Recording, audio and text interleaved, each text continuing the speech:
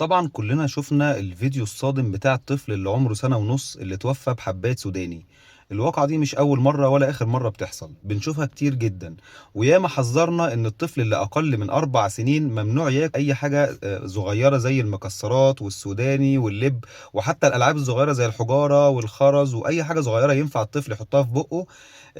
ممكن تكون هي سبب وفاته، لأن القصبة الهوائية بتاعت الطفل رفيعة جدا، فلما بيدخل حاجة زي كده بتقفلها بشكل كامل، فبالتالي الطفل بيتخنق وبيموت.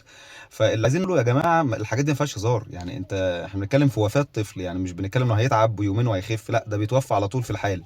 فلازم اولا نتجنب ان الطفل يكون قدامه حاجة من الحاجات الصغيرة دي، سواء مأكولات او العاب. رقم اتنين، لازم يبقى عندنا الوعي الكافي ونتعلم ازاي ننقذ الطفل. لما يحصل موقف زي كده ما نستناش ان احنا نجري على مستشفى، لان القصة كلها 5 ل10 دقائق يكون الطفل توفى. فعلى ما المستشفى بيكون خلاص الموضوع انتهى. فلازم نتعلم ان احنا نحط الطفل في الوضع ده اللي انتوا شايفينه في الصورة، ونخبط على ظهره 5 مرات، وبعد كده نقلبه على ظهره ونخبط برضه في نص صدره كده 5 مرات.